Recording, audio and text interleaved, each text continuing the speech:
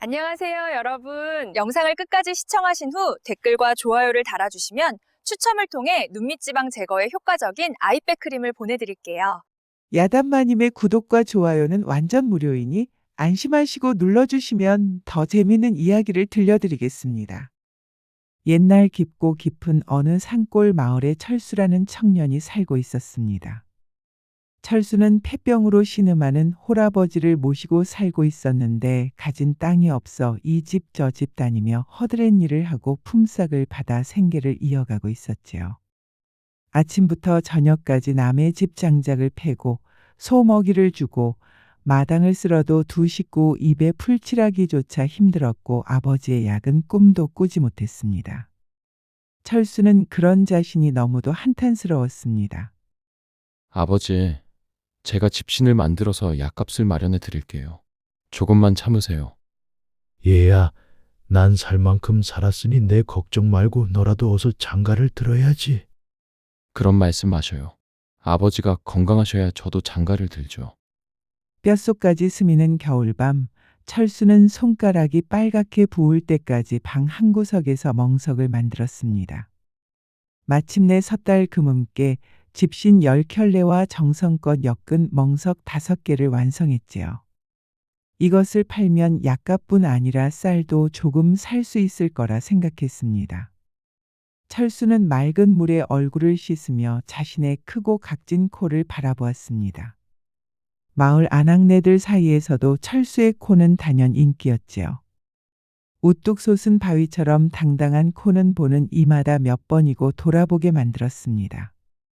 그 코에 어울리는 각진 턱과 우람한 어깨, 단단하게 불어난 팔뚝은 마을의 자랑거리였습니다. 내일 장에 나가 이멍석과 집신을 다 팔아야겠구나.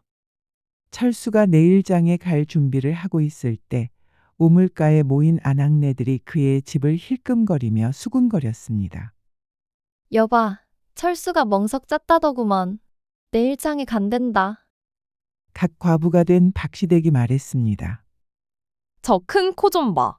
코가 저렇게 실하니 다른 데도 남다르지 않겠어? 홍씨가 눈웃음을 지으며 속삭였습니다. 얘는 또 무슨 말을 하는 거야? 그나저나 저 굵은 손가락 좀 봐. 한번 잡아보기만 해도 온몸이 불덩이가 될 텐데? 철수는 벽 너머로 들리는 아낙네들의 말에 귀까지 붉어졌습니다.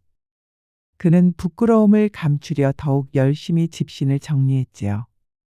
다음 날 아침 철수가 멍석과 집신을 짊어지고 장에 가려 할 때였습니다. 마을에서 가장 아름답고 부유한 과부인 춘정이 그의 앞을 막았었습니다. 춘정은 물레방앗간의 주인으로 그녀의 남편이 세상을 떠난 지 2년이 넘었지만 아직 재혼하지 않고 홀로 방앗간을 꾸려나가고 있었습니다. 철수보다 7살이 많았지만 여전히 고운 얼굴과 풍만한 몸매를 자랑했지요. 철수야, 그 멍석 참 곱게 짰구나. 네 어머니 솜씨를 그대로 물려받았네. 아, 고맙습니다, 춘정아지매. 철수는 고개를 숙이며 대답했습니다. 춘정은 몸을 숙여 철수의 코를 자세히 살폈습니다. 그러더니 대담하게 손가락으로 철수의 코끝을 살짝 건드렸지요. 철수는 깜짝 놀랐답니다. 이런 큰 코는 처음 보는구나. 춘정은 목소리를 낮췄습니다. 사내의 코가 크면 다른 곳도 크다고 하던데 정말일까? 철수는 당황해서 말을 더듬었습니다. 아지매, 그게 무슨... 춘정은 철수에게 바짝 다가서며 속삭였습니다. 네 아버지 폐병에는 맹문동이 좋다고 하더구나. 마침 내가 지난 가을에 캐놓은 맹문동이 있단다. 그녀의 따뜻한 향기로운 숨결이 철수의 얼굴을 어루만졌습니다. 오늘 밤 물레방앗간으로 오렴. 멍석 하나만 가져오면 돼. 내가 맹문동을 듬뿍 줄게. 춘정은 철수의 넓은 어깨에 손을 올리고 천천히 가슴 쪽으로 내렸습니다. 옷 위로도 철수는 그녀의 손길이 불처럼 뜨겁게 느껴졌습니다. 그저 멍석만 가져오면 되는 건가요? 철수가 조심스레 물었습니다. 춘정은 짓궂은 미소를 지으며 철수의 단단한 가슴에 손을 올려 천천히 원을 그리듯 어루만졌습니다. 물론 네가 원한다면 다른 값을 치러도 좋고. 철수의 온몸이 굳어졌고 얼굴이 벌겋게 달아올랐습니다. 그녀의 손이 천천히 아래로 내려가 그의 단단한 복부를 쓰다듬더니 의미심장하게 더 아래로 내려갔다가 멈췄습니다. 철수는 숨이 턱 막혔습니다. 아침에 쉿, 말하지 마. 춘정은 철수의 귓가에 바짝 입술을 대고 속삭였습니다. 오늘 밤 물레방앗간에서 기다릴게. 아무도 모를 거야. 그녀는 철수의 볼에 살짝 입술을 대고는 엉덩이를 실룩거리며 멀어져 갔습니다. 날이 어두워질 무렵 철수의 한 손에는 약값을 대신할 멍석 하나가 들려 있었지요. 자신도 모르게 발걸음이 물레방앗간으로 향했습니다. 아침에 계세요? 철수는 떨리는 목소리로 물레방앗간 문을 두드렸습니다. 아, 철수구나. 어서 들어오렴. 안에서 춘정의 목소리가 들려왔습니다. 철수는 조심스레 문을 열고 들어갔습니다. 불빛이 은은한 방앗간 안에는 춘정 아지매가 홀로 앉아 있었습니다. 평소보다 더 헐벗게 옷을 차려입은 그녀는 철수를 보자 반갑게 미소 지었습니다. 아침에 말한 대로 왔구나. 멍석은 가져왔니? 네, 여기 있습니다. 철수는 멍석을 내밀었습니다. 춘정은 철수에게 다가와 멍석을 받아들고는 한쪽으로 치웠습니다. 그리고는 천천히 철수에게 다가와 그의 어깨에 손을 올렸습니다. 맹문동은 저기 있단다. 하지만 먼저 네가 어떤 사내인지 좀 알고 싶구나. 춘정은 구석에 놓인 보찜을 가리켰습니다. 춘정의 손이 철수의 가슴을 천천히 쓰다듬기 시작했습니다. 철수는 얼어붙은 듯 그 자리에 서 있었습니다. 춘정은 더욱 대담해져 그의 단단한 가슴 근육을 느끼며 감탄했습니다. 역시 큰 코를 가진 사내는 다르구나. 이렇게 단단하고.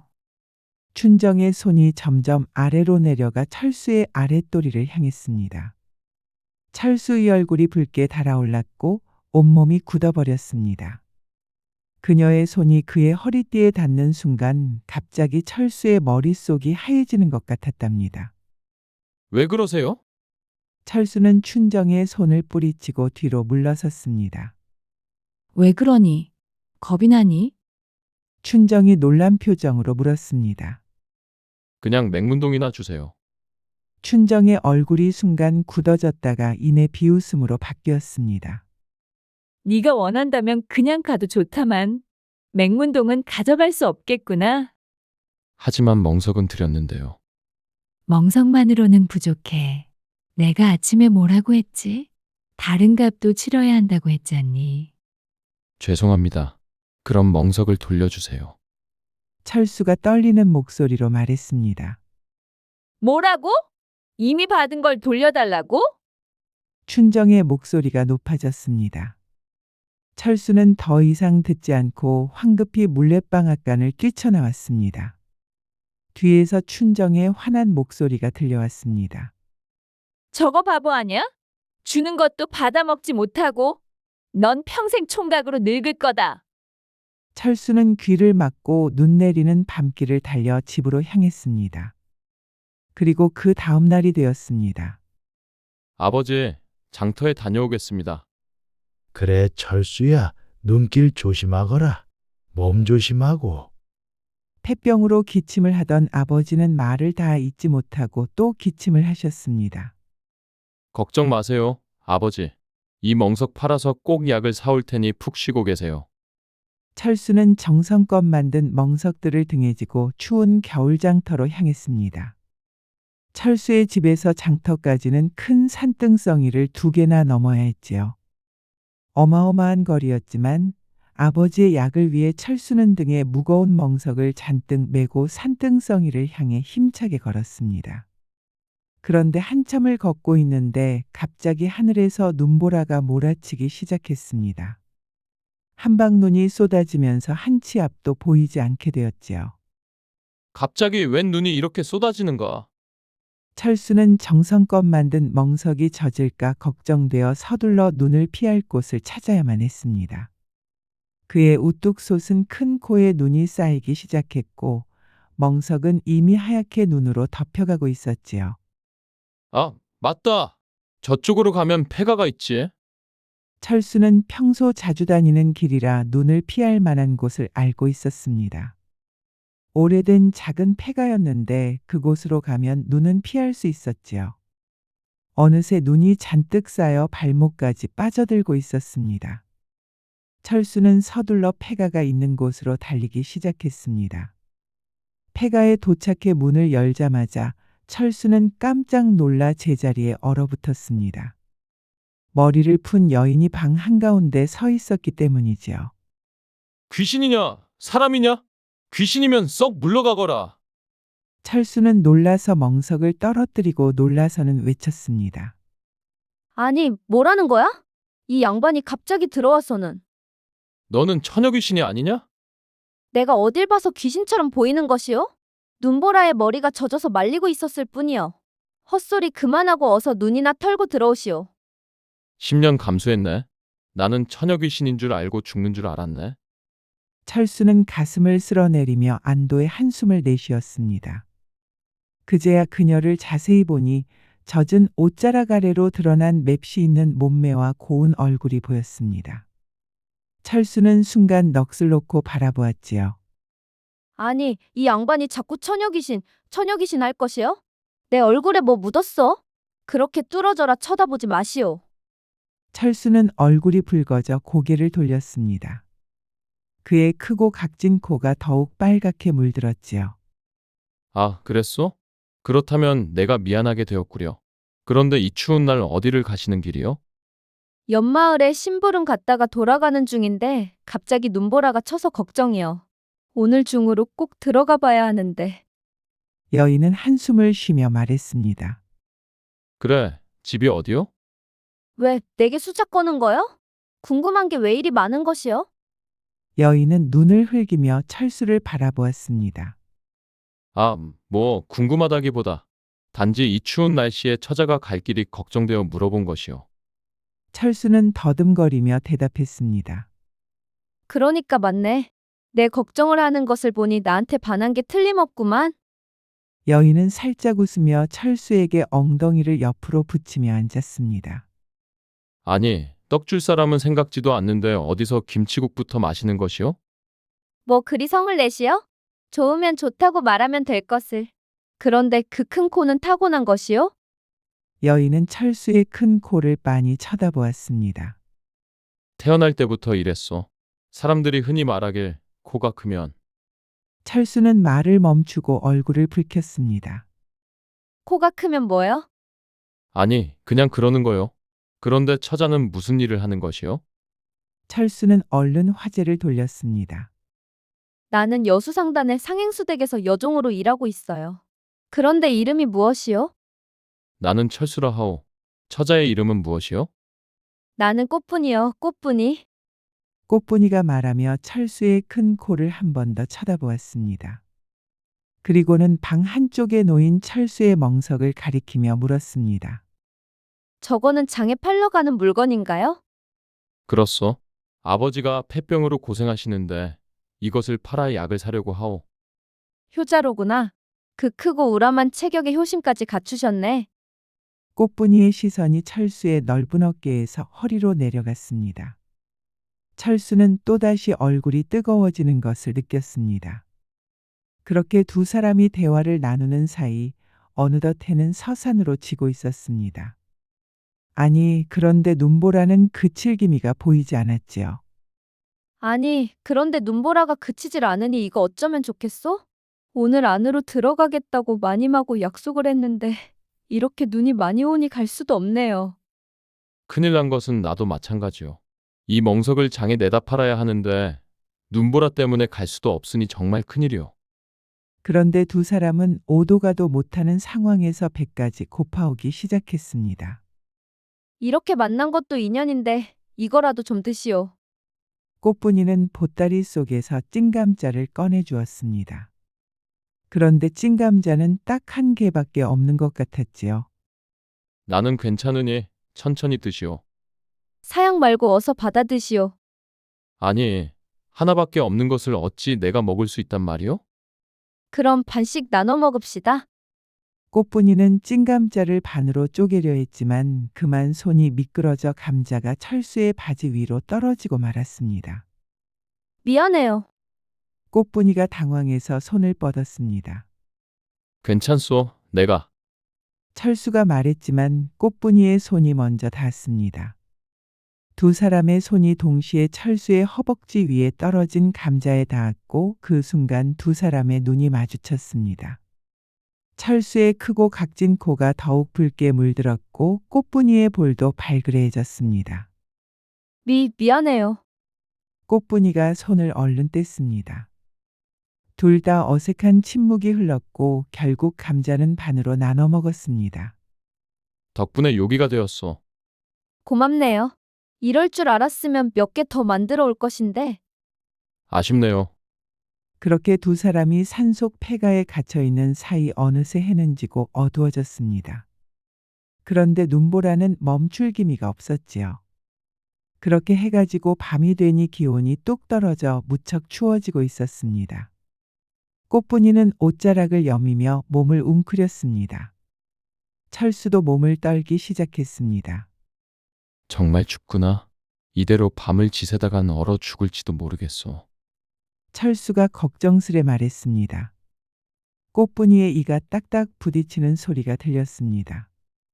시간이 갈수록 방 안의 기온은 더 떨어졌고 꽃분이의 얼굴이 창백해지기 시작했습니다. 이보시오, 꽃분이. 괜찮소? 얼굴이 하얗게 변했소. 정말로 꽃분이의 몸은 얼음장처럼 차가워져 있는 게 아니겠습니까? 그리고 몸도 딱딱해지면서 의식이 점점 없어지는 것 같았습니다. 그러자 철수는 꽃분이를 끌어안고 자신의 체온으로 꽃분이의 몸을 녹이기 시작하였습니다. 그런데 자신의 몸도 체온이 떨어져 효과가 없었지요. 그러다 보니 이 꽃분이의 목숨이 점점 위태로워지고 있었습니다. 사람의 생명이 왔다 갔다 하는 경우는 처음이라 철수는 무척 당황스러웠습니다. 그런데 갑자기 시장에 팔려고 가져온 멍석 생각이 나는 것이었지요. 멍석을 태우면 꽃분이를 살릴 수 있을 것 같았습니다. 철수는 꽃분이를 눕히고는 멍석을 가지고 부엌으로 향했습니다. 그리고 아궁이에 멍석을 넣고 불을 붙였지요. 멍석에 불을 지핀 철수는 얼른 꽃분이를 안고 부엌 아궁이 앞으로 갔습니다. 그리고 따뜻한 불을 쬐어 주었지요. 그러자 한참 후 꽃분이의 체온이 조금씩 올라오면서 의식도 조금씩 돌아오고 있었습니다. 괜찮으시오? 이제 정신이 좀 드시오?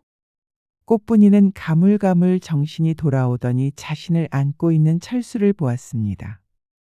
그리고 다시 곧바로 쓰러져 잠이 들고 말았지요. 철수는 꽃분이를 아궁이 앞에 눕혀놓고 밤새도록 멍석을 아궁이에 넣고 태웠습니다. 그러다 보니 시간이 얼마 지나지도 않았는데 멍석을 모두 태우고 말았지요. 하지만 멍석만으로는 부족했습니다. 철수는 꽃분이의 얼어붙은 몸을 완전히 녹이기 위해 스스로를 희생하기로 결심했습니다. 그는 자신의 두꺼운 겉옷을 벗어 꽃분이를 덮어주었지요. 이제 철수는 상체가 거의 드러난 상태로 불빛에 그의 단단한 근육이 그림자를 만들며 일렁였습니다. 이러다간 나까지 얼어 죽겠구나. 철수는 고민 끝에 꽃분이 옆에 누웠습니다. 그리고 자신의 몸으로 꽃분이를 감싸 안았지요. 그의 우뚝 솟은 큰 코가 꽃분이의 목덜미에 닿자 꽃분이는 미약하게나마 몸을 떨었습니다. 꽃분이의 입에서 작은 신음이 새어나왔습니다. 철수는 놀라서 몸을 약간 때려 했지만 꽃분이가 더 춥다는 듯이 철수에게 더욱 바짝 붙었지요. 그녀의 부드러운 몸이 철수의 단단한 가슴에 밀착되자 철수는 숨이 턱 막혔습니다. 이러면 안 되는데. 철수는 스스로를 다잡으려 했지만 꽃분이의 향기가 코끝을 자극하고 그녀의 부드러운 살결이 자신의 몸에 닿을 때마다 이상한 열기가 온몸을 타고 올랐습니다. 그의 크고 각진 코가 붉게 물들었고 심장은 마구 쿵쾅거렸지요. 꽃분이가 갑자기 몸을 돌려 철수의 가슴에 얼굴을 묻었습니다. 그녀의 부드러운 숨결이 철수의 맨살에 닿자 철수는 온몸에 전율이 흘렀습니다. 따뜻해요. 더 안아주세요. 꽃분이는 반쯤 의식이 돌아온 상태에서 중얼거렸습니다. 철수는 망설이다가 결국 꽃분이를 더욱 꼭 안아주었지요. 그녀의 풍만한 가슴이 철수의 단단한 가슴에 눌리고 그녀의 가늘고 긴 손가락이 철수의 넓은 등을 쓰다듬었습니다. 코가 크니 가슴도 크고 어깨도 넓구나. 꽃분이가 꿈결처럼 중얼거렸습니다. 철수는 당황해 아무 말도 할 수 없었지요. 그저 그녀를 아는 채로 불빛을 바라보며 이 이상한 감정을 억누르려 애썼습니다. 꽃분이의 손이 점점 아래로 내려가려 했지만 철수는 얼른 그녀의 손을 잡아 멈추게 했습니다. 마음을 다잡은 철수는 꽃분이를 조심스럽게 눕히고 자신은 조금 떨어져 앉았습니다. 그래도 그녀가 춥지 않도록 가까이에서 지켜보며 주변의 땔감으로 쓸만한 것들을 주워다가 아궁이에 불을 계속 지폈지요. 어느새 길고 기나긴 추운 겨울밤이 진행되는 동안 철수는 멍석과 집안의 나무가 될 만한 것들을 모두 태워버렸습니다. 그러나 밤은 여전히 깊고 바깥의 눈보라는 그칠 줄 몰랐지요. 더 이상 태울 것이 없어진 아궁이의 불은 점점 작아지고 있었습니다. 이제 태울 게 없구나. 철수는 안타까운 마음으로 마지막 남은 불씨를 지켜보았습니다. 하지만 곧 그마저도 꺼지고 말았지요. 불이 꺼지자마자 폐가 안의 온도가 급격히 떨어지기 시작했습니다. 꽃분이 처자, 괜찮소? 아직 따뜻하오? 철수는 걱정스러운 마음에 꽃분이에게 물었지만 이미 꽃분이는 눈을 감은 채 대답이 없었습니다. 철수는 얼른 꽃분이 곁으로 다가가 그녀의 얼굴을 어루만졌습니다. 아니, 이게 웬일이야? 꽃분이의 얼굴이 다시 차갑게 식어가고 있었습니다. 간신히 돌아왔던 그녀의 체온이 불이 꺼지자마자 급격히 떨어지고 있었지요. 철수는 다시 한번 꽃분이를 자신의 품에 안고 체온을 나눠주려 했지만 이미 자신의 몸도 추위에 떨고 있어 역부족이었습니다. 꽃분이 처자, 정신 차리시오. 이러다 정말 큰일 날 것이오. 아무리 흔들어도 꽃분이는 반응이 없었습니다. 그녀의 입술은 파랗게 변하고 얼굴은 하얗게 창백해졌지요. 철수는 필사적으로 꽃분이의 손을 비비고 볼을 두드리며 의식을 깨우려 했지만 소용이 없었습니다.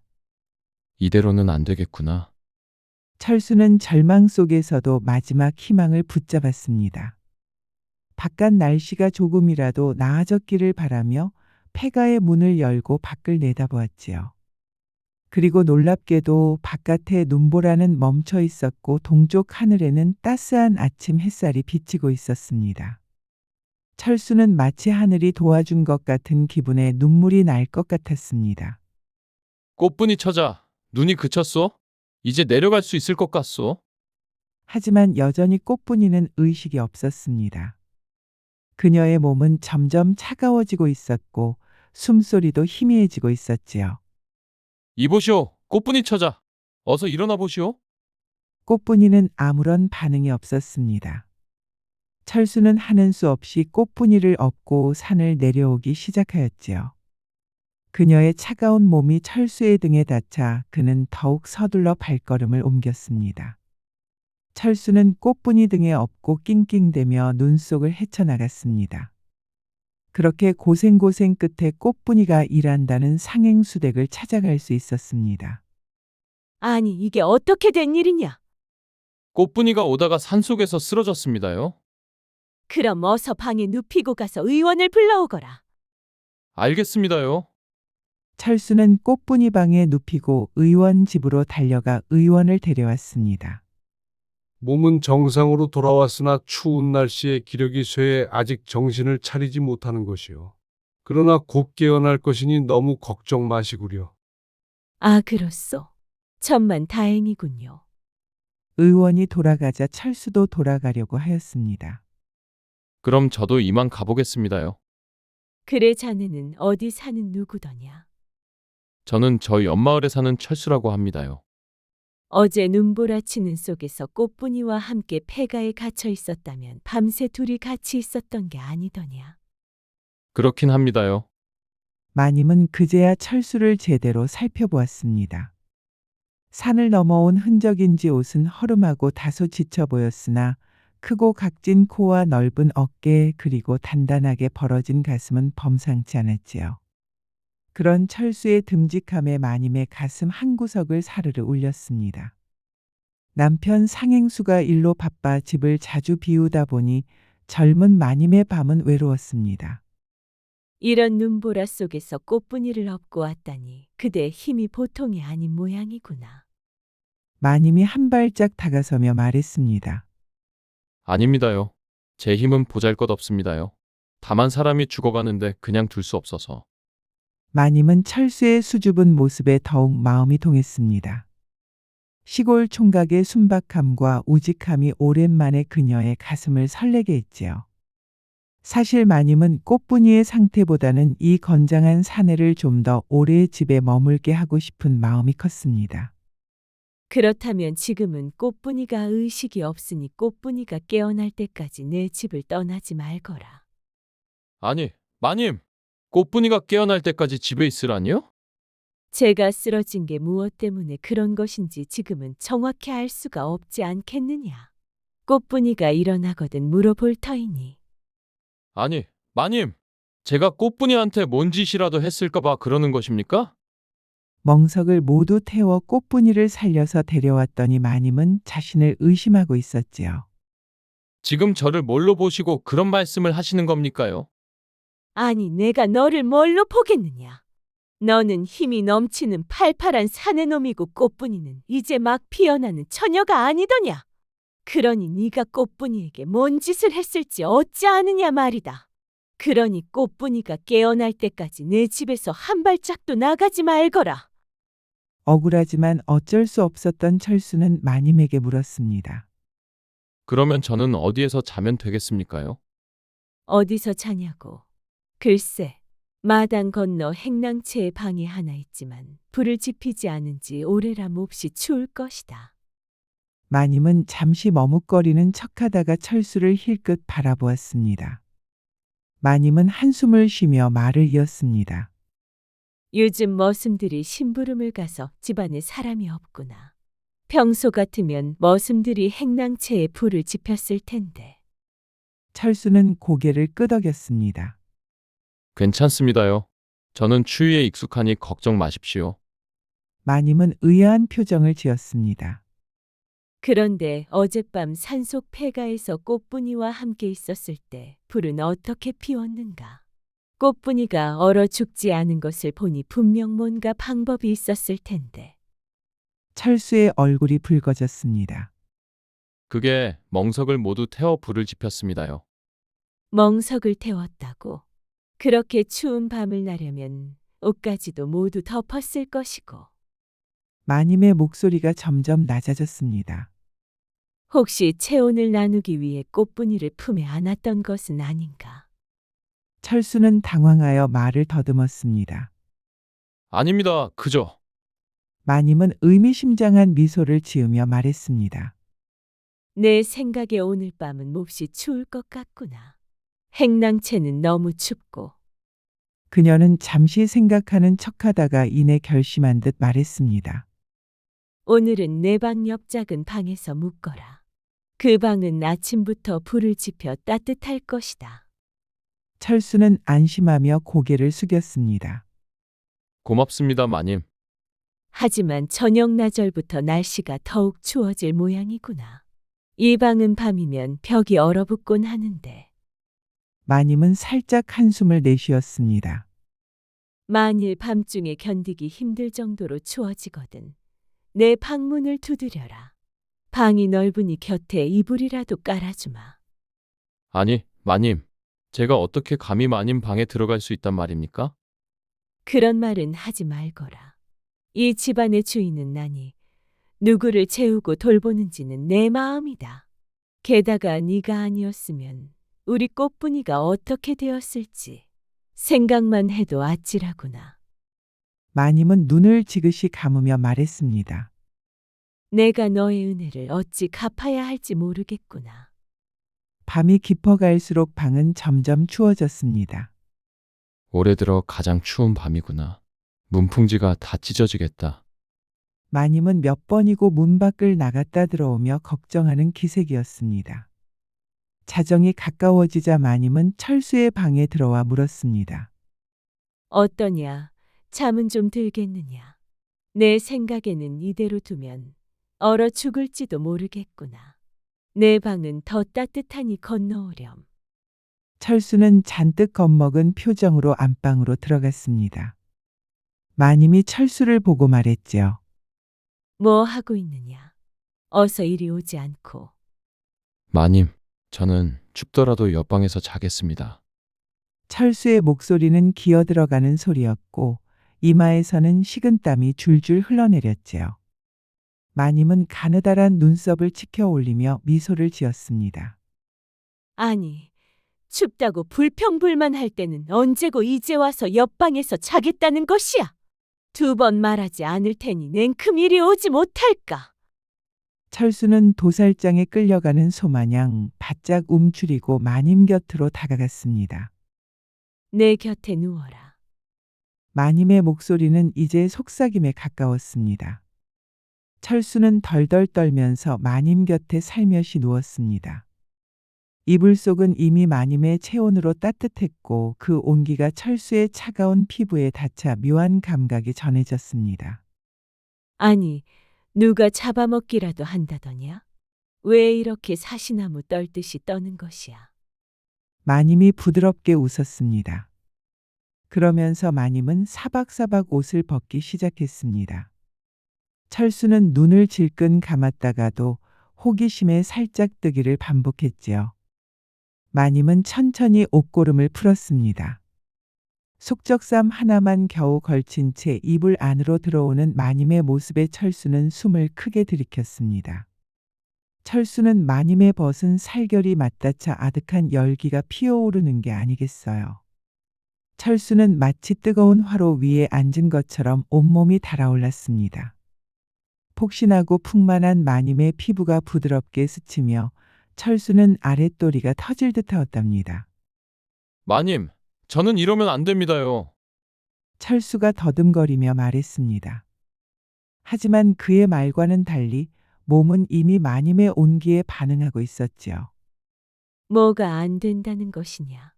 추운 겨울밤에 체온을 나누는 것은 너무나 자연스러운 일이지 않느냐? 꽃분이도 그렇게 살린 것이다 하지 않았느냐? 마님의 말에 철수는 더욱 당황했습니다. 입에서는 뜨거운 숨결이 새어나왔고 이마에서는 땀방울이 흘러내렸지요. 그건 다른 일이었습니다요. 어찌 다르다는 것이냐? 사람의 몸은 모두 같은 것을 이렇게 따뜻하고 이렇게 단단하고. 마님은 철수의 굳은 팔뚝을 살며시 쓰다듬었습니다. 그래도 여자가 먼저 옷을 벗어서인지 마님은 나무새스러워하면서도 얼굴을 붉힌 채 철수의 단단한 가슴을 더듬거렸답니다. 시간도 얼마 없고 번거로우니까. 그 말이 끝나기도 전에 마님은 낮게 웃으며 뜨거운 숨결을 내뱉었습니다. 그리고는 철수의 가슴에 얼굴을 가져다 대고 부드럽게 핥기 시작했지요. 철수는 그 순간 온몸의 전율이 일어났고 머릿속이 하얘졌습니다. 태어나서 처음 느껴보는 감각에 정신이 아득해졌지요. 마님의 입술은 마치 복숭아처럼 달콤하고 부드러웠습니다. 천천히 철수의 가슴부터 배꼽까지 내려가며 침 범벅을 하는 게 아니겠어요. 철수는 숨을 크게 들이마시고 이를 꽉 물었습니다. 마치 살얼음판 위를 걷는 사람처럼 온몸의 근육이 팽팽하게 긴장했지요.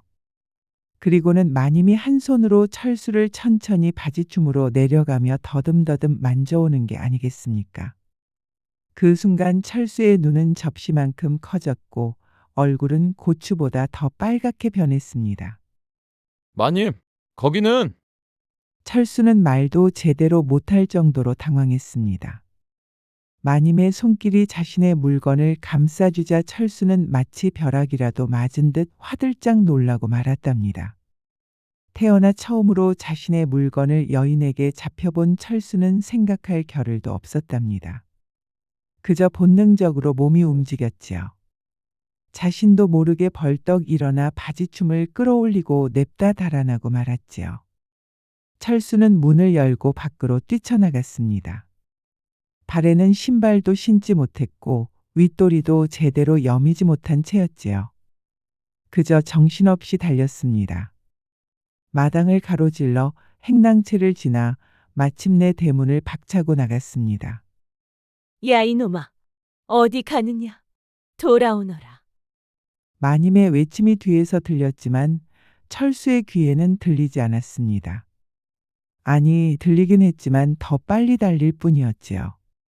그리고 흰눈이 쌓인 어둠 속으로 사라지고 말았습니다. 아니 저놈이 사내야 뭐야? 어째 저도 못 먹나 말이야. 마님은 방문 앞에 서서 한참을 그 뒷모습을 바라보았습니다. 얼굴에는 화가 나 있었지만 한편으로는 웃음이 나오기도 했지요. 사내답게 생겨서는 어찌 저리 순박한 것이야. 깊은 한숨과 함께 마님은 방으로 돌아갔습니다. 촛불이 외롭게 흔들렸고 이제는 차가워진 이불을 바라보며 마님은 쓴웃음을 지었지요. 한편 철수는 정신없이 달렸습니다. 눈 위를 밟으며 달리는 소리만 들릴 뿐 주변은 고요했지요. 이게 무슨 일이람? 철수는 가슴을 부여잡고 숨을 몰아쉬었습니다. 자신의 모습을 돌아보니 웃지 않을 수 없었지요. 바지는 반쯤 내려가 있었고 윗도리는 한쪽만 걸쳐져 있었으며 맨발로 눈 위를 달려 발가락은 이미 빨갛게 얼어 있었습니다. 일을 어쩌면 좋담. 산으로 올라갈까? 아니면 다시 돌아갈까? 철수는 갈팡질팡했습니다. 마을로 돌아가면 마님을 다시 만날지도 모른다는 두려움이 있었고 산으로 올라가면 또다시 눈보라를 만날지도 모른다는 두려움이 있었지요. 그러다 보니 철수는 어쩔 수 없이 다시 마님 집으로 향했습니다. 마당에 들어서 보니 마님이 있는 안방에는 불이 꺼져 있었지요. 그리하여 철수는 살며시 꽃분이가 있는 방으로 들어갔습니다. 꽃분이 방은 불을 넣어놔서 방 안이 따뜻하였지요. 따뜻하구나. 오늘 하마터면 얼어 죽을 수도 있었는데. 아니, 너 철수 아니야? 너가 왜 내 방으로 들어오는 것이야? 아니, 너 깨어난 것이야? 아, 그럼 벌써 깨어났지. 근데 어찌 들어온 것이냐 말이야? 그것이. 너도 나를 어떻게 한번 해보려고 그런 것이야? 아니, 무슨 소리를 하는 것이야? 내가 너를 어떻게 하다니. 야, 이 바보야. 너는 내 마음을 그렇게도 모르겠어? 아니, 내가 네 마음을 모르다니 그것이 무슨 말인데? 이 등신아, 그걸 어떻게 내가 내 입으로 말을 할 수 있느냐 말이야. 철수는 꽃분이가 무슨 말을 하는지 이해가 되질 않았습니다. 사내로 태어나 28패를 살아오면서 이런 상황은 처음이었지요.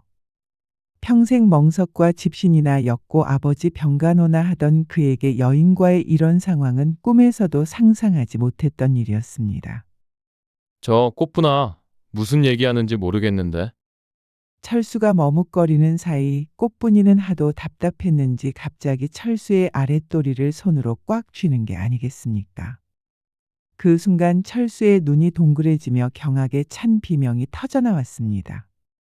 이게 무슨 짓이야? 철수는 마치 불에라도 된 듯 펄쩍 뛰었습니다. 저작거리에서 깡패들에게 맞을 때도 이렇게 놀란 적은 없었지요. 그의 얼굴은 순식간에 홍시보다 더 빨갛게 달아올랐습니다. 아니, 왜 그래? 꽃분이가 오히려 의아하다는 듯 물었습니다. 아, 가만히 있어봐. 꽃분이는 손에 쥔 것을 놓지를 않았습니다.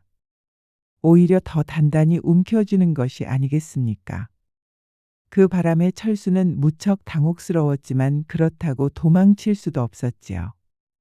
꽃분이의 소나기에 사로잡힌 채 철수는 마치 독수리에게 붙잡힌 토끼 마냥 꼼짝달싹 못했습니다. 그의 몸은 경직되어 있었지만 이상하게도 꽃분이의 손에 쥐어진 그곳만은 점점 생기를 되찾고 있었지요. 아니, 정말로 이것 좀 놔주면 안 될까? 아프단 말이야. 철수가 애원하듯 말했습니다. 아, 가만 있어봐. 꽃분이는 마치 값진 보물이라도 발견한 듯 놓치기 싫다는 듯 더욱 부드럽게 쥐었습니다. 이러다가는 내가. 철수의 목소리는 점점 가라앉았고 눈빛은 서서히 변하기 시작했습니다. 마치 시장에서 사냥감을 노리는 호랑이의 눈빛처럼 날카로워졌지요.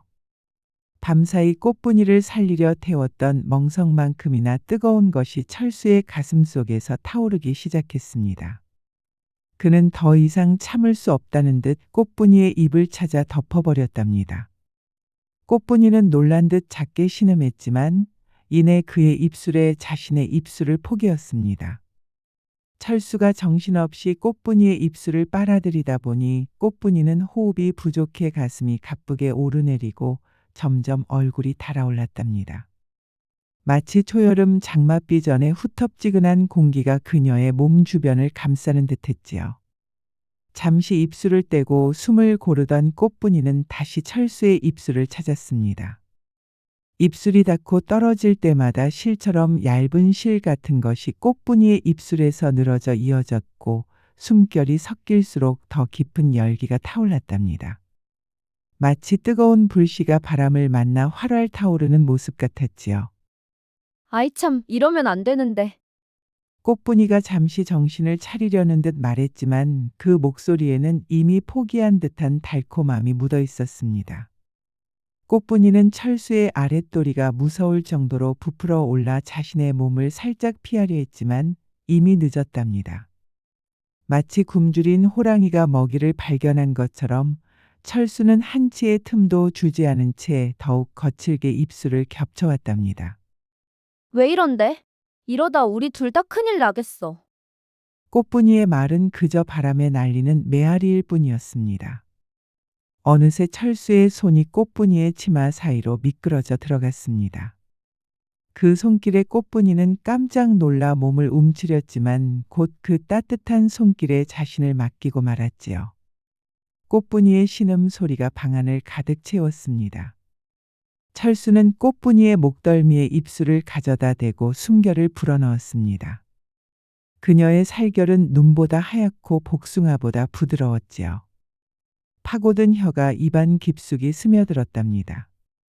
부드럽게 밀려온 감촉이 입천장을 천천히 훑고 지나갔지요.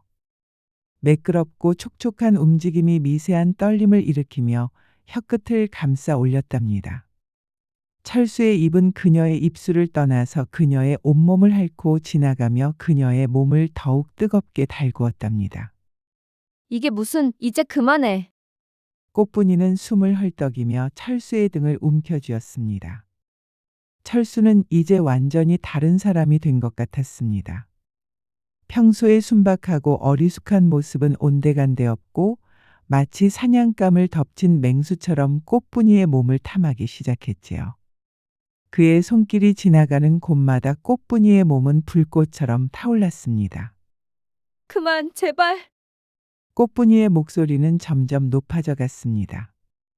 그렇게 시작된 철수의 본능은 꽃분이를 사내의 맛을 아는 여인으로 만들고 말았습니다. 처음에는 서툴렀던 철수의 움직임이 점점 능숙해져 갔고 꽃분이는 그 달콤한 고통과 쾌락의 몸을 맡겼지요. 어느덧 마당에서 닭이 울었지만 두 사람은 아랑곳하지 않았습니다. 세상의 모든 것들이 멈춘 것처럼 오직 둘만의 시간이 흘러가고 있었지요. 꽃분아, 괜찮아? 잠시 숨을 고르던 철수가 물었습니다. 괜찮아. 꽃분이의 대답은 속삭임처럼 작았지만 그 안에는 깊은 만족감이 묻어 있었습니다. 그렇게 그날 밤 꽃분이는 소리를 지르며 몇 번이고 정신을 잃고 말았답니다. 철수의 것이 철수의 각지고 큰 코만큼이나 실로 보통이 아니었던 것이었습니다. 한바탕 폭풍우가 지나간 후 철수는 깊은 한숨을 내쉬었습니다.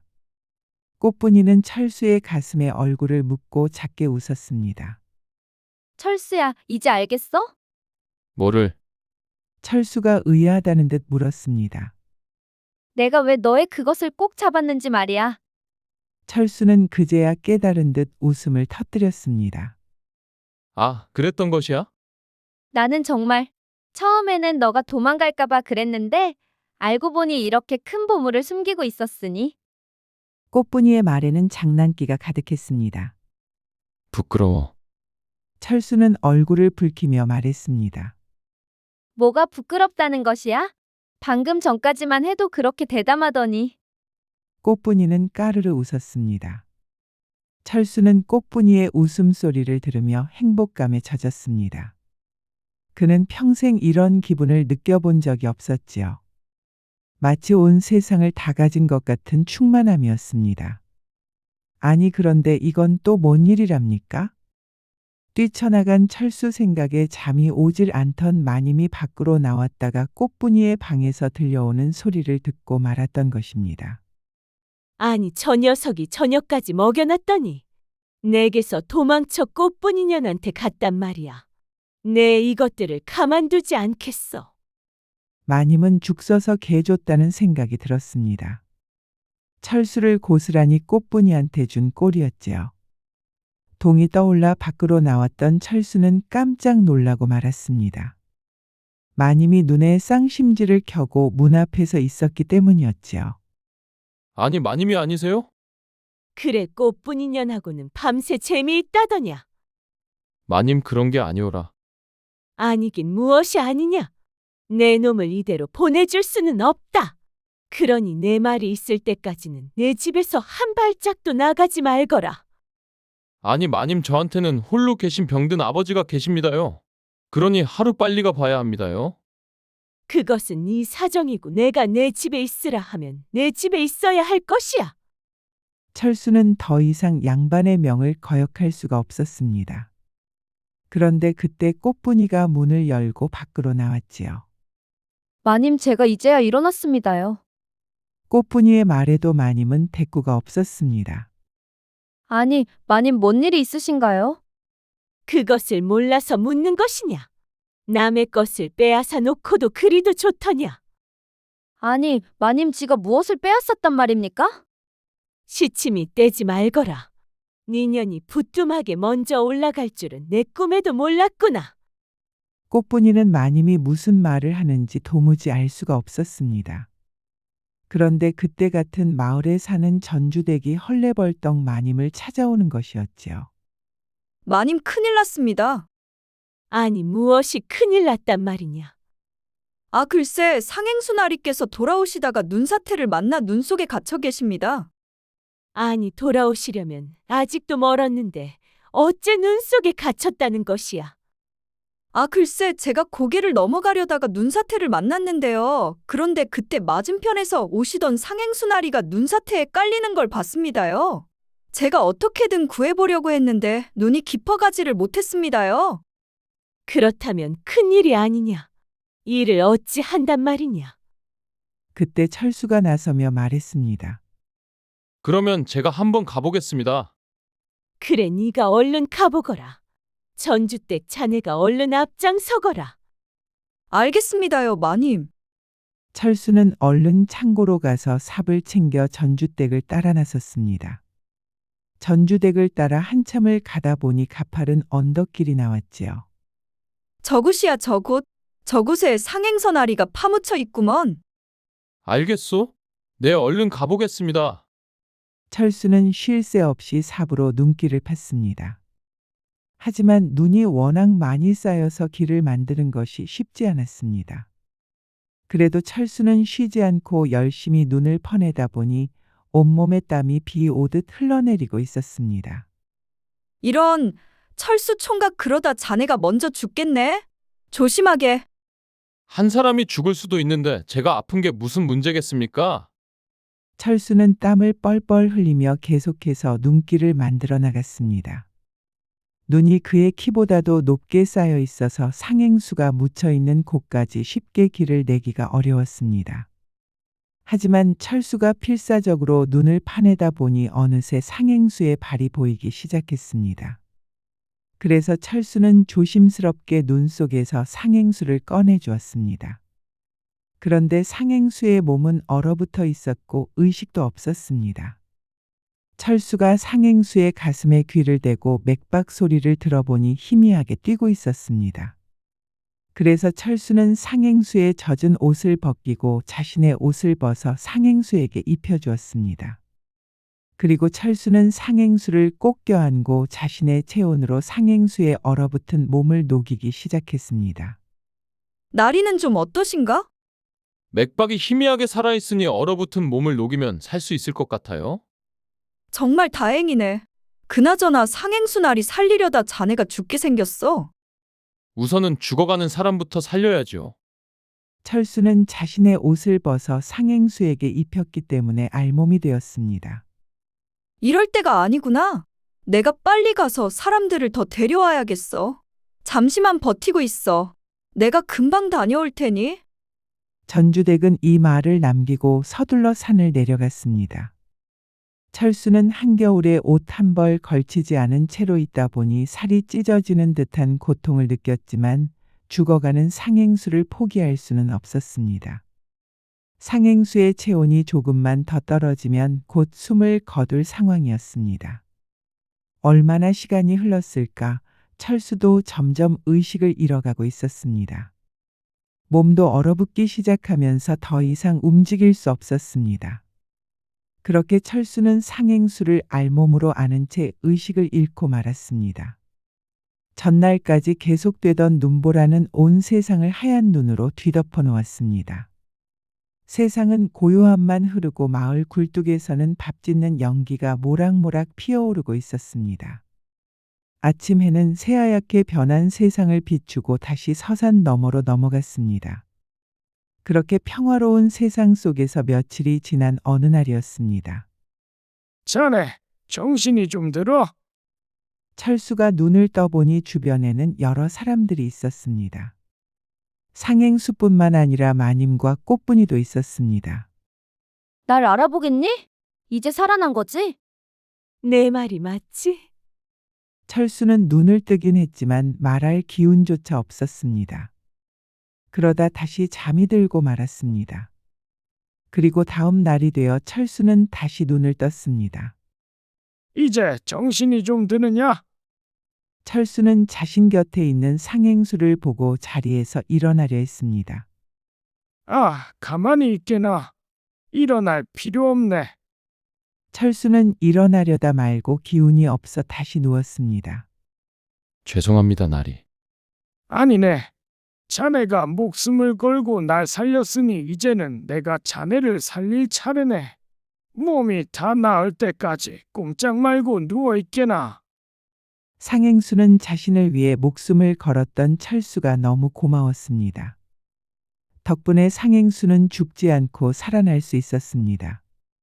그러니 상행수에게 철수는 생명의 은인이었습니다. 상행수는 철수에게 의원을 붙여 치료하고 정성껏 간호했습니다. 여보게, 꽃분아. 철수 먹을 죽 좀 가져오너라. 알겠습니다, 나리. 철수는 일어나 앉아 꽃분이가 가져온 죽을 다 먹었습니다. 덕분에 기운도 점점 돌아왔습니다. 이제야 좀 사람 같아졌네. 아무튼 네가 큰일을 했어. 내가 무슨 큰일을 했다는 거야?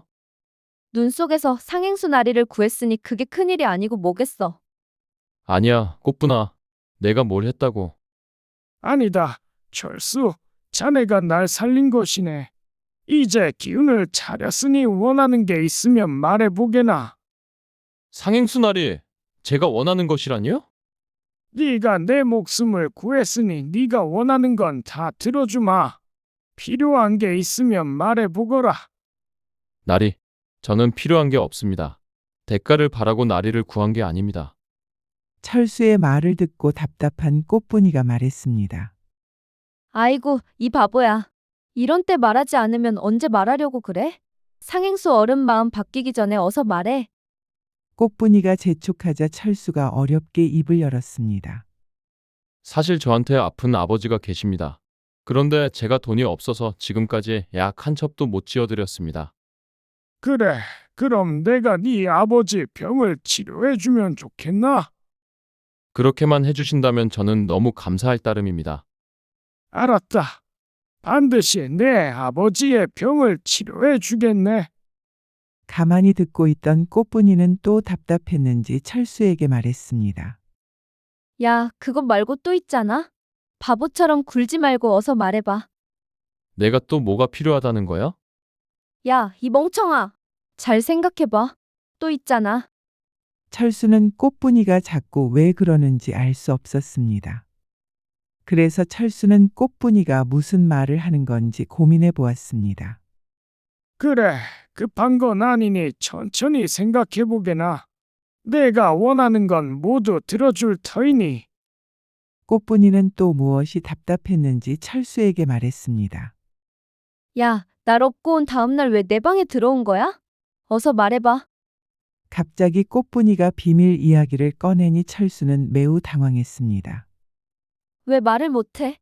너는 나를 스쳐 지나가는 인연으로만 생각한 거야? 정말 그런 거야? 아니야, 꽃분아. 너는 지금 왜 이런 말을 꺼내는 거야? 제발 입 다물고 가만히 있지 못해. 사실 저는 꽃분이를 마음에 두고 있습니다. 아니 철수야, 넌 안 되겠다. 아직 정신이 덜 돌아온 것 같으니 어서 잠이나 더 자거라. 꽃분이, 너는 당장 가서 부엌일이나 하거라. 알겠습니다, 마님. 하지만 저는 방금 철수가 하려던 말을 다 듣고 가야겠습니다. 그래, 철수. 하던 말을 계속해보게나. 꽃분이, 너 지금 상전의 말을 거역하는 거냐? 당장 밖으로 나가지 못할까? 마님이 계속 다그치자 꽃분이는 그 자리에서 눈물을 흘렸습니다. 그러자 상행수가 입을 열었습니다. 그래, 철수. 방금 하려던 말을 마저 해보게나. 이 부끄러운 놈이 꽃분이를 마음에 품었습니다요. 그렇단 말인가? 그럼 내가 어떻게 해주면 좋겠나? 무엇을 어떻게 해준단 말입니까? 그만하고 당신도 얼른 일어나세요. 잠깐만 기다려보시오. 철수의 말을 다 들어봐야 하지 않겠소? 그래, 철수야. 내가 어떻게 해주면 좋겠나? 어서 말해보게나. 철수는 주먹을 불끈 쥐고 상행수 앞에 꿇어앉았습니다. 평생 남에게 머리 숙여본 적 없던 철수였지만 이번만큼은 온몸에 힘을 주어 정중히 절을 올렸지요. 그의 마음은 이미 꽃분이에게 가 있었으니까요. 나리께서 괜찮으시다면 꽃분이와 혼인을 허락해 주시면 좋겠습니다. 철수의 말을 마저 들은 꽃분이는 울다가 웃다가 얼굴이 눈물 범벅이 되어 있었습니다. 눈물은 봄비처럼 후두둑 떨어졌지만 그 얼굴에는 꽃처럼 환한 미소가 피어났지요. 그래, 꽃분아. 네 생각은 어떻느냐? 저도 좋아요. 철수하고 혼인하고 싶습니다. 꽃분이의 말이 끝나자마자 마님은 방문을 박차고 밖으로 나가 버렸습니다. 그 모습이 마치 비바람에 꺾인 버드나무 가지처럼 처연해 보였지요. 마님의 깊은 한숨 소리가 마당까지 들려왔습니다. 그래, 그 짧은 시간에 너희들 눈이 맞은 것을 보면 천생연분이 따로 없구나. 상행수는 수염을 쓰다듬으며 철수와 꽃분이의 혼인을 허락해 주었습니다. 사실 그는 철수가 꽃분이와 눈보라 속에서 얼마나 가까웠는지 전혀 몰랐지요. 철수가 꽃분이를 살리기 위해 자신의 웃옷을 벗어 덮어주고 뜨거운 체온으로 꽃분이를 살려낸 이야기는 아직 두 사람의 비밀이었습니다. 상행수 나리 정말 은혜를 갚을 길이 없습니다요. 철수는 고개를 더 숙였습니다. 가난했던 산골 총각이 이런 행운을 누리리라고는 꿈에도 생각하지 못했습니다. 상행수는 철수와 꽃분이에게 마을에서 가장 깨끗하고 예쁜 집 한 채를 장만해 주었습니다. 기와집이지만 소박하고 단정한, 그러나 겨울이면 춥지 않을 만큼 든든한 집이었지요. 게다가 철수가 평생 살아갈 수 있도록 전답도 떼어주었습니다. 그러다 보니 철수는 하루아침에 남부럽지 않은 부자가 되었지요. 하지만 철수는 자신의 부를 자랑하지 않았습니다. 오히려 첫 번째로 한 일은 산골 마을에서 아버지를 모셔오는 것이었지요. 아버지, 이제 편히 쉬세요. 의원님이 정기적으로 찾아오실 겁니다. 철수의 아버지는 아들의 생활이 이렇게 달라진 것에 놀라움을 금치 못했습니다. 의원이 정기적으로 찾아와 아버지의 병을 치료해 주었고 그 비용은 모두 상행수가 지불했지요.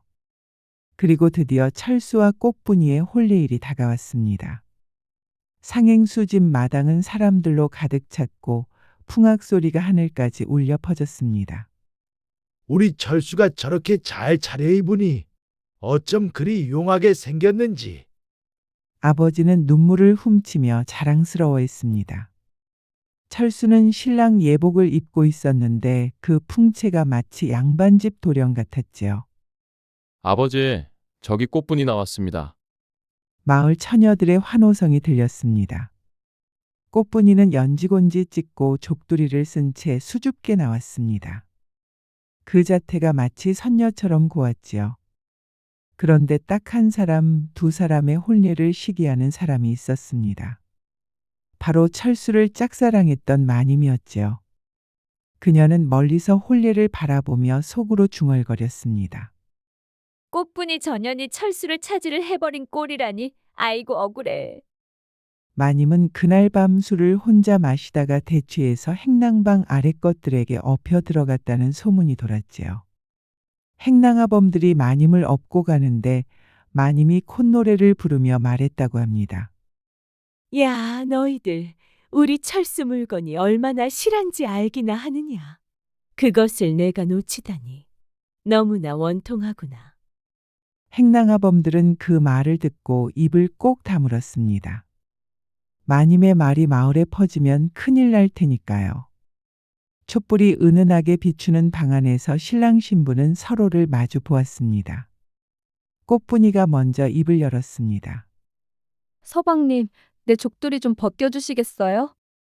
철수의 굵은 손가락이 꽃분이의 족두리에 닿자 두 사람 모두 숨이 멎는 듯했습니다.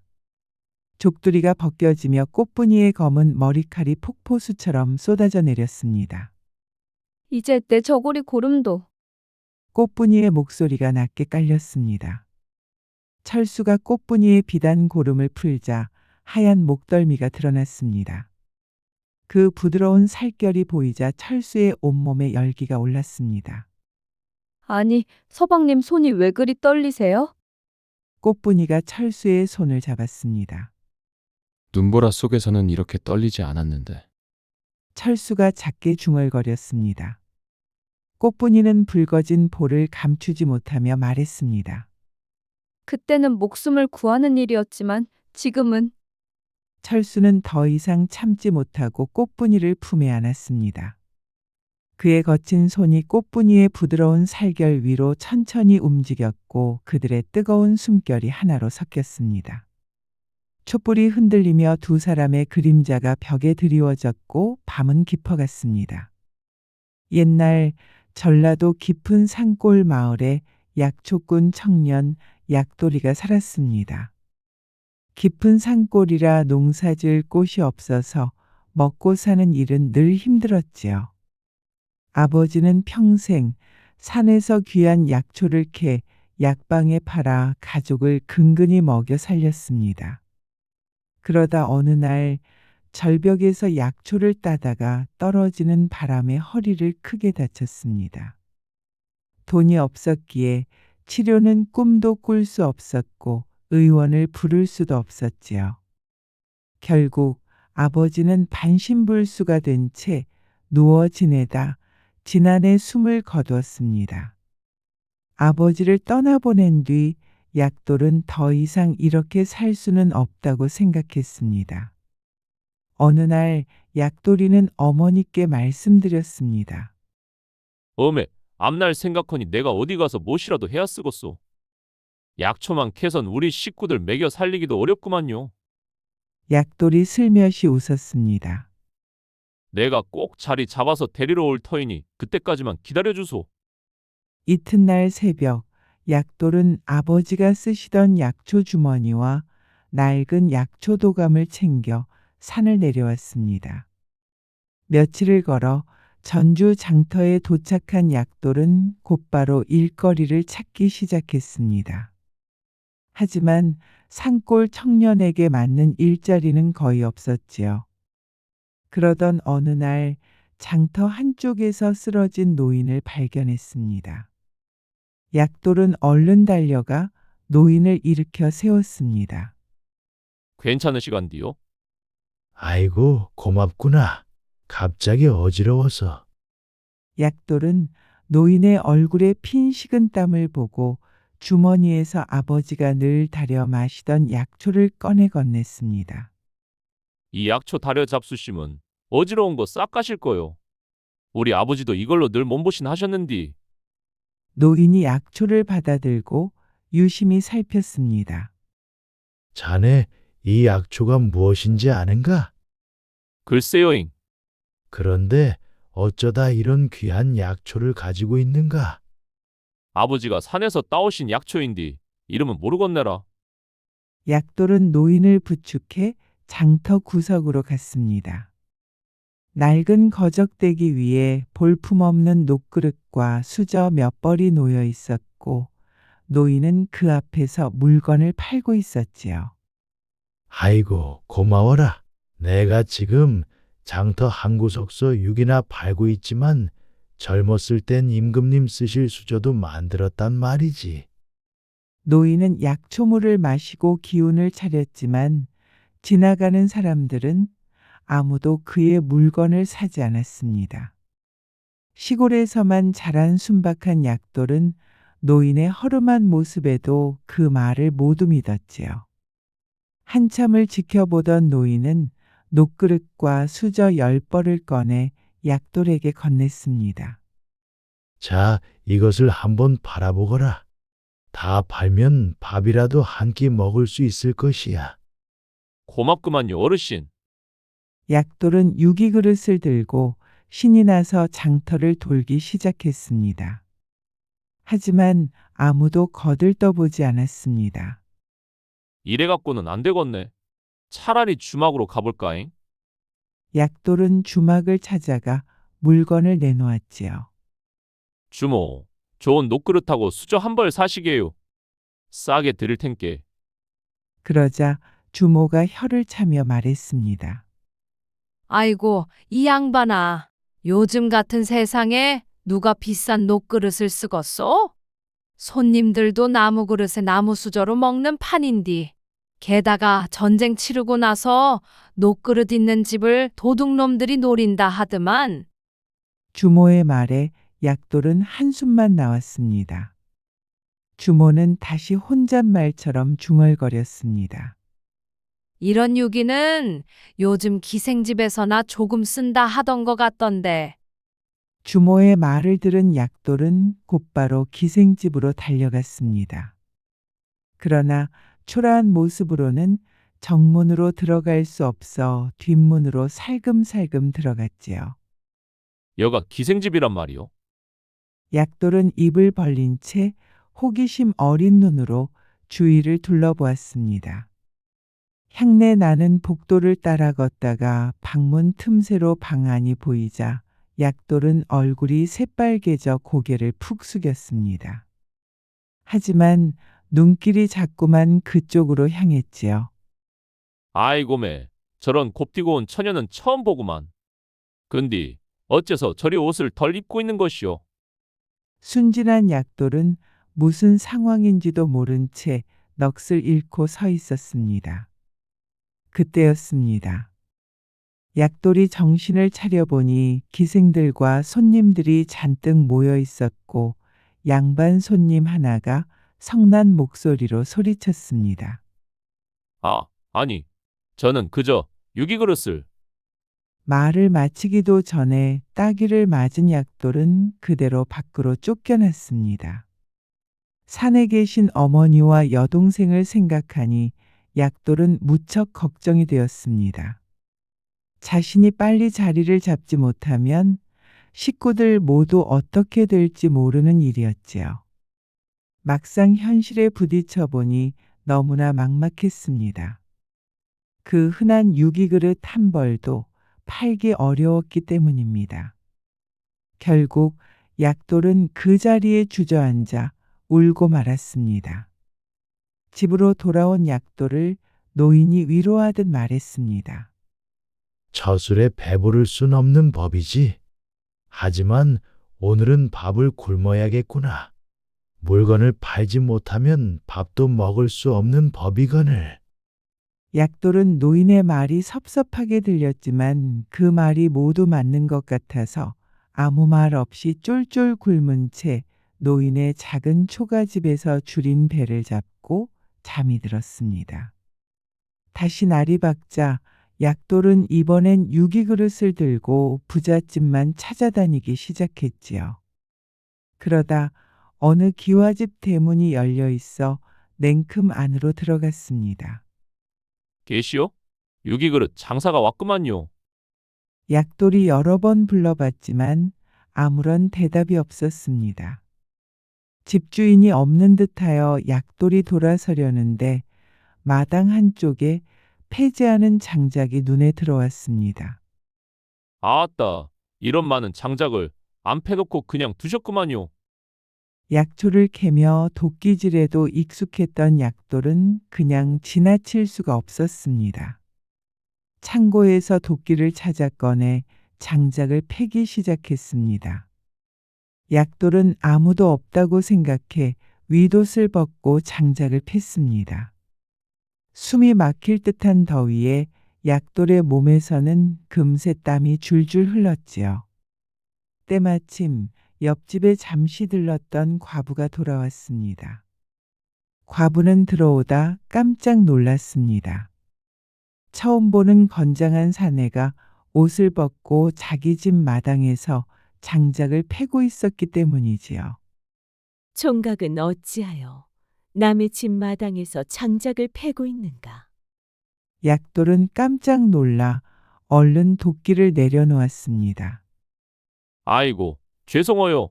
제가 유기그릇 팔러 왔다가 장작이 많이 쌓여 있길래. 그런데 부엌 쪽에서 한약 냄새가 진동했습니다. 약돌이 한약 냄새를 맡더니 자신만만하게 말했습니다.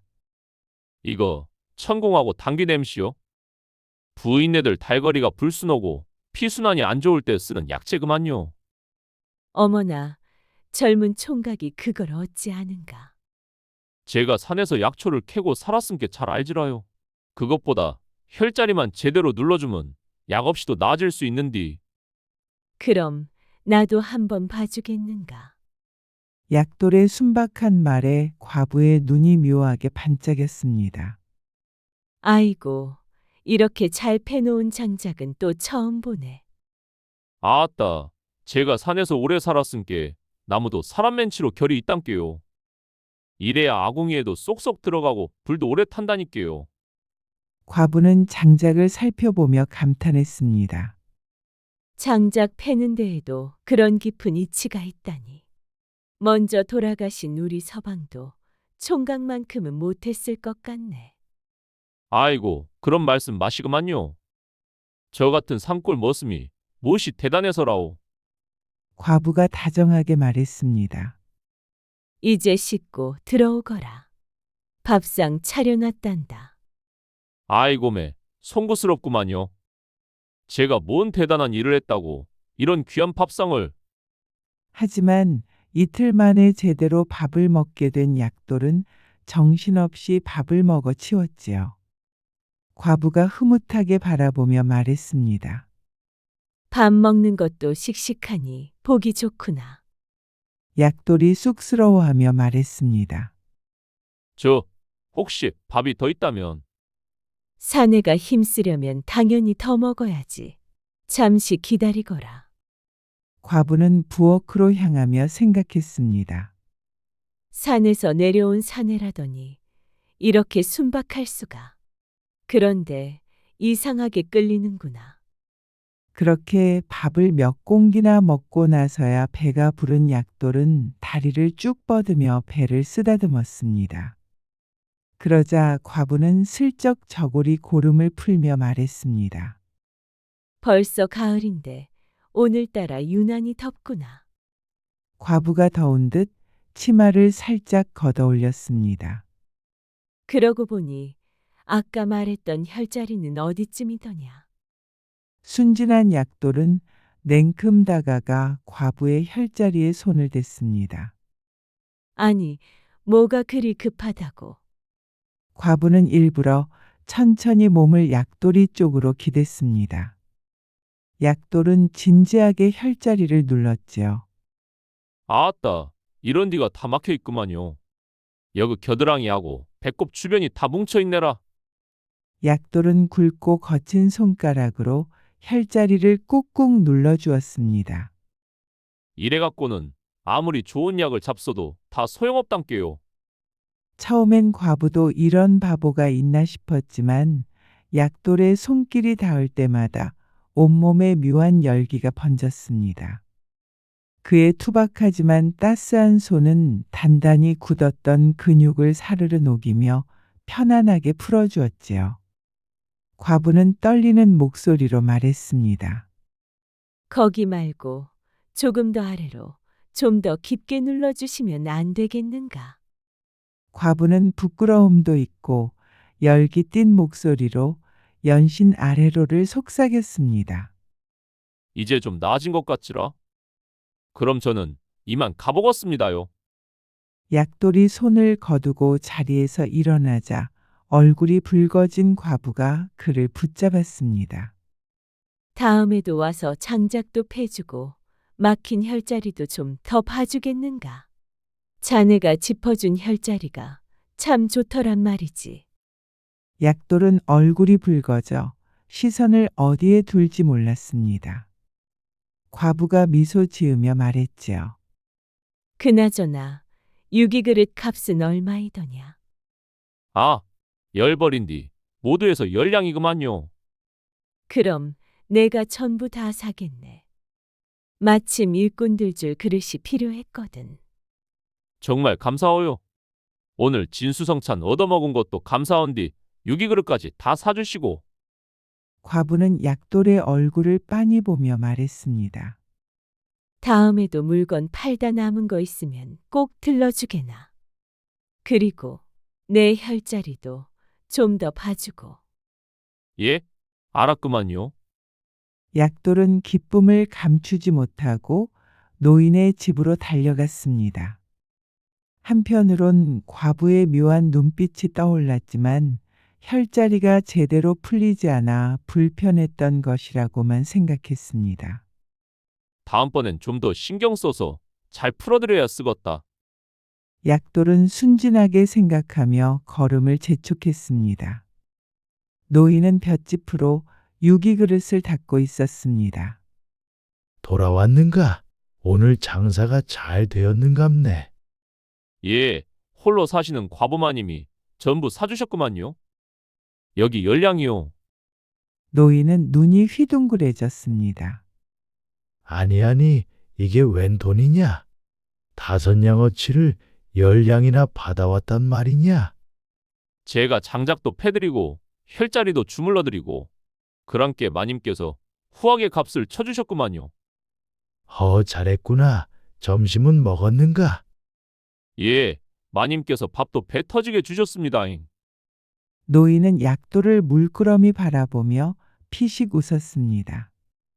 이 녀석이 유기그릇을 판 게 아니라 다른 거래를 한 모양이구만. 자네가 과부마님 맘에 쏙 들었는가 보다. 아니, 제가 그런 건 아닌디. 어찌하다 보니. 약돌은 얼굴이 붉어져 말끝을 흐렸습니다. 노인은 혀를 끌끌 차며 말했습니다. 자네 조심해야 쓰겠네. 원래 외로운 과부들이 순진한 총각을 좋아하는 법이지. 첫 장사가 잘 되어 용기를 얻은 약돌은 다음 날도 기와집만 찾아다녔습니다. 하지만 이번에는 대부분 머슴들에게 문전박대를 당하기 일쑤였지요. 그러던 어느 날 약돌은 커다란 기와집 대문 앞에서 그 집 머슴과 실랑이를 벌이고 있었습니다. 무슨 일로 이렇게 소란스러운 것이냐? 외출을 나갔다가 돌아오던 고윤아 씨가 물었습니다. 고윤아 씨를 본 순간 약돌은 심장이 멎을 것만 같았습니다. 태어나서 난생 처음 보는 아름다움을 가진 여인이었기 때문이지요. 마치 사람이 아니라 하늘에서 내려온 선녀 같았습니다. 고윤아 씨의 머슴이 고개를 숙이며 말했습니다. 이놈이 냅다 유기그릇을 들고 와서는 마님을 꼭 뵙겠다고 하지 말입니다. 고윤아 씨는 약돌을 물끄러미 바라보았습니다. 약돌의 순박한 눈빛을 보았지요. 이 유기그릇을 들고 왜 어머님을 찾는 것이니? 약돌이 조심스레 말했습니다. 예? 댁에서 쓰실 만한 그릇을 가져왔구만요. 아씨는 부드럽게 웃으며 말했습니다. 우리 집은 이미 평양 상단에서 주문한 유기들이 광에 가득하단다. 한양 최고의 유기장에게서도 10벌이나 들여왔지. 차라리 여인들이 좋아할 만한 놀이개를 만들어 보는 건 어때? 고윤아 씨의 말을 듣고 약돌은 자신이 몰라도 너무 몰랐다는 생각이 들었습니다. 아씨의 허리춤엔 은은하게 빛나는 아름다운 놀이개와 값비싼 폐물들이 달려 있었지요. 아씨가 다시 물었습니다. 그래도 일꾼들에게 줄 그릇은 필요하니 지금 가져온 유기는 총 얼마야? 10벌인디 10량이면 됩니다요. 아씨는 복주머니에서 바로 10량을 꺼내 주었습니다. 이보가, 이 그릇들은 네가 받아서 가져가거라. 그렇게 말하고 아씨는 대문 안으로 들어갔습니다. 약돌은 아씨의 뒷모습조차 선녀처럼 아름답다고 생각했습니다. 약돌은 집에 돌아와서도 잠을 이룰 수 없었습니다. 낮에 본 아씨의 모습이 너무도 아름다워 자꾸 떠올랐기 때문이지요. 며칠 동안 고윤아 씨 생각만 하던 약돌은 어느 날 노인에게 물었습니다. 어르신, 놀이개는 어찌 만드는지 혹시 아시겠소? 약돌은 놀이개를 만들어 고윤아 씨를 꼭 다시 만나고 싶었습니다. 아니, 뜬금없이 웬 놀이개 타령이냐? 고윤아 씨께서 유기그릇보다 아낙네들이 좋아할 만한 놀이개를 만들어 보라 하셨구만요. 노인은 잠시 생각하더니 말했습니다. 놀이개는 원래 금은으로 만드는 법이지. 허나 그건 돈이 너무 드니 자개로 만드는 것이 좋겠구만. 여기 10량을 가지고 장에 가서 좋은 자개를 구해오너라. 아니, 이 돈은 어찌하여? 방금 너가 벌어온 돈이지만 네가 다시 써라. 난 이제 나이가 들어 손이 말을 안 듣는구만. 젊은 네가 더 좋은 물건을 만들어야지. 노인은 약돌이 참 마음에 들었습니다. 때 묻지 않은 순수함에 성실하고 착한 심성까지 갖춘 약돌은 노인에게는 친자식이나 다름없었지요. 약돌은 낮에는 유기를 팔고 밤에는 놀이개 만드는 법을 배웠습니다. 노인의 오랜 기술과 약돌의 정성이 하나둘 어우러졌습니다. 약돌은 고윤아 씨를 떠올리며 그녀에게 어울리는 놀이개를 만들기 시작했습니다. 심혈을 기울여 만든 놀이개를 바라보니 약돌은 뿌듯하기 그지없었지요. 그리고 놀이개를 담아줄 상자도 만들기 시작했습니다. 약초를 캐며 나무 다루는 솜씨가 좋았던 약돌은 자개로 아름답게 장식한 최고로 예쁜 상자를 완성했습니다. 아씨를 향한 약돌의 마음은 이처럼 정성으로 가득 차 있었습니다. 마침내 약돌은 놀이개를 담은 상자를 예쁜 보자기에 싸서 고윤아 씨의 집으로 향했습니다. 아니, 왜 또 찾아온 것이냐? 아씨께서 말씀하신 놀이개를 만들어 왔구만요. 머슴은 이번엔 흔쾌히 약돌을 들여보내 주었습니다. 아씨가 노리개 이야기를 했던 것을 기억했기 때문이지요. 상자를 받아든 고윤아 씨는 기쁜 표정으로 말했습니다. 어머, 상자가 어쩜 이렇게 예쁘니? 약돌이 쑥스럽게 웃으며 말했습니다. 제가 아씨 생각하며 만든 놀이개인디 아무 상자에나 담을 수가 있겠소? 상자도 너가 만든 것이야? 물론 그렇구만요. 아씨는 상자를 열어보고 눈이 휘둥그레졌습니다. 안에는 은은히 빛나는 자개 놀이개가 들어있었지요. 어머, 정말 예쁘구나. 자개 무늬가 나비 날갯짓처럼 생생하네. 어디서 이렇게 좋은 자개를 구했니? 장에 나가서 어렵사리 골라왔습니다요. 아씨 생각하면 이리저리 자꾸 눈에 밟히더라고요. 고윤아 씨는 놀이개를 허리에 달아보고 이리저리 살펴보았습니다. 빛에 따라 오색영롱하게 비치는 게 마치 구름 사이로 달빛이 스미는 듯하구나. 이 매듭도 참 정교하고 꽃잎이 살아있는 듯 섬세하네. 약돌은 칭찬이 쑥스러워 얼굴이 붉어졌습니다. 아씨가 미소를 지으며 말했습니다. 놀이개 값을 얼마로 쳐주면 되겠니? 돈은 대끔하니요.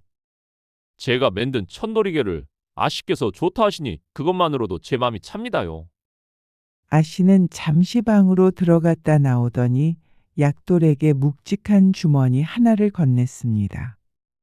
20냥을 넣었어. 다음엔 어머님 것도 하나 만들어 와. 약돌은 고개를 숙여 고마움을 표했습니다. 집으로 돌아온 약돌은 고윤아 씨 어머님께 드릴 놀이개를 만들기 시작했지요. 약돌은 고윤아 씨가 또 기뻐할 생각을 하니 가슴이 쿵쾅쿵쾅 뛰었습니다. 그렇게 약돌은 아씨를 상상하며 정성을 다해 놀이개를 만들었습니다. 놀이개를 또 한 번 예쁜 자개 상자에 담아 고윤아 씨를 찾았습니다.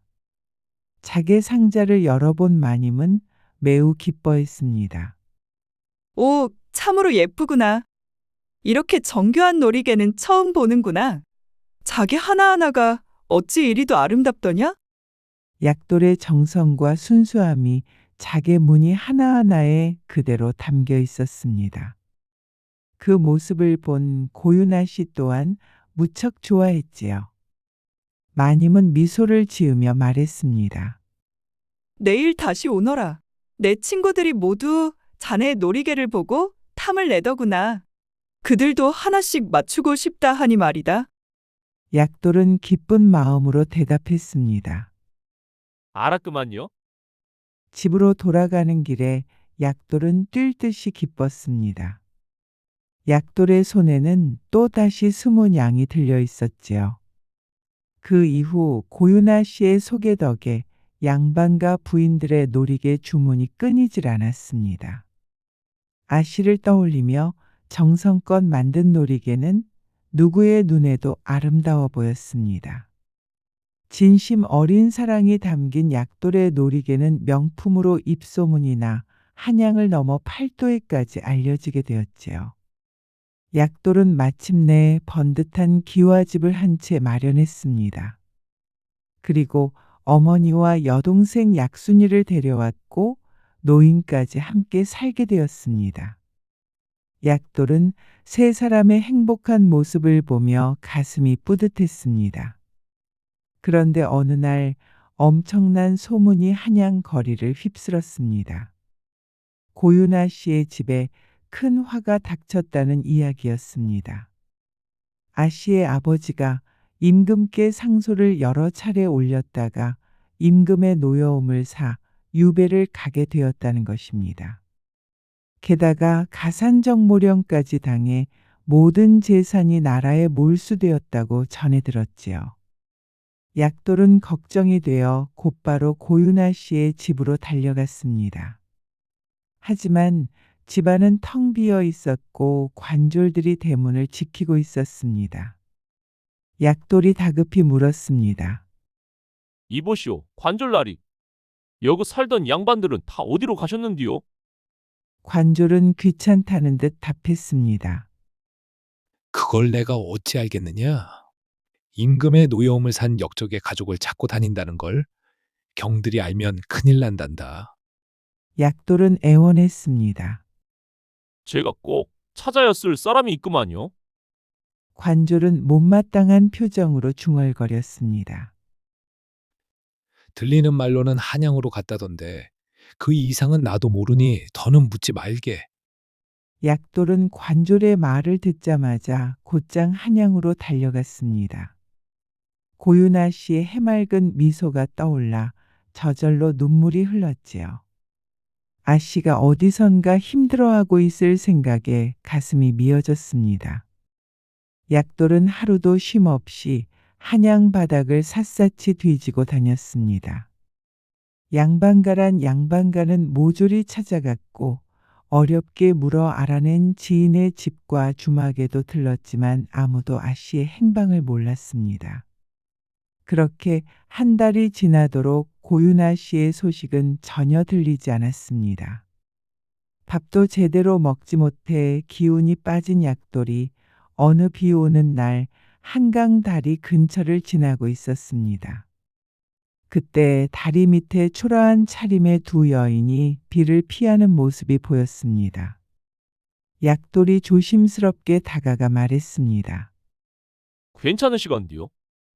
여인들은 비단 옷을 입고 있었지만 며칠을 걸었는지 옷자락은 찢어지고 흙먼지가 가득했지요. 한때는 값 비쌌을 버선도 달아해졌고 고왔던 손은 거칠어져 있었습니다. 그중 한 여인이 쓰개치마를 내리자 약돌은 깜짝 놀랐습니다. 마님, 이게 우찌된 일이구만요. 마님도 놀라며 말했습니다. 너가 여길 어찌? 그때 옆에 여인도 쓰개치마를 내렸습니다. 한때 곱던 고윤아 씨의 얼굴은 초췌해져 있었고 울어서 부은 눈이 더 마음 아프게 했습니다. 약돌은 눈물을 참지 못했습니다. 얼른 저희 집으로 가시게요. 제가 모시고 가겠구만요. 약돌은 두 사람을 정성스레 부축해 집으로 모셨습니다. 마님과 고윤아 씨는 처음엔 마님의 친정집으로 찾아갔으나 임금의 노여움을 산 대감의 가족을 만나면 화를 당할까봐 문을 걸어 잠그고 만나주지 않았다고 했습니다. 결국 두 사람은 약돌의 집에서 지내게 되었지요. 약돌은 의원을 불러 몸조리를 해드리고 매일 가장 좋은 음식을 구해다 주었습니다. 사내 진미는 물론 계절마다 먹던 특별한 음식까지 정성껏 챙겼지요. 덕분에 두 사람은 낯선 곳에서도 예전의 입맛을 되찾고 안색도 조금씩 좋아지기 시작했습니다. 마님은 늘 미안한 마음으로 말했습니다. 요즘 세상에 너 같은 자식이 또 어디 있겠느냐. 하지만 약돌은 오히려 두 분을 모실 수 있음에 늘 감사했습니다. 어느덧 시간이 흘러 한 해가 지났습니다. 약돌은 여전히 마님과 고윤아 씨를 처음처럼 정성껏 모셨습니다. 그리고 약돌이 만든 놀이개의 인기는 여전히 높았지요. 그러던 어느 날이었습니다. 새 임금이 즉위하고 내린 첫 번째 교서에서 대감의 억울한 누명이 풀리게 되었습니다. 대감의 상소는 충정에서 나온 것이니 귀양에서 풀어주라고 하셨고 몰수된 재산도 모두 다시 돌려받게 되었습니다. 마님과 고윤아 씨는 본래 살던 집으로 돌아갔습니다. 몇 달이 지난 어느 날 약돌의 집으로 대감의 하인이 찾아왔지요. 약돌 총각 집에 있는가? 어쩌다 오셨구만요. 대감께서 자네를 찾으시네. 약돌은 하인을 따라 대감의 집으로 찾아갔습니다. 대감이 약돌을 보며 말했습니다. 자네가 약돌이라는 청년인가? 예, 그러하구만요. 자네 이야기를 모두 들었네. 우리 모녀가 가장 어려울 때 도와준 사람이 바로 자네라지. 제가 받은 은혜가 큰디 당연히 해야 할 일을 한 것뿐이구만요. 대감은 미소를 지으며 말했습니다. 자네의 순박한 마음씨가 참으로 귀하구나. 내가 자네를 사위로 삼고 싶은데 어찌 생각하나? 대감의 말에 약돌은 깜짝 놀랐습니다. 전라도 산골 약초꾼의 아들이 어찌 대감의 사위가 될 수 있단 말인가 싶었지요. 아이고매, 소인이 우찌가며. 대감은 진심을 담아 말했습니다. 부인과 고윤이도 그리 생각하네. 이번 일을 겪으며 깨달았지. 사람의 귀천은 마음씨에 있는 것이지 결코 신분이나 재산에 있는 게 아니라는 것을 말일세. 약돌은 머릿속이 하얘졌습니다. 마치 꿈만 같았지요. 한 달 뒤 약돌은 고윤아 씨와 혼례를 올렸습니다.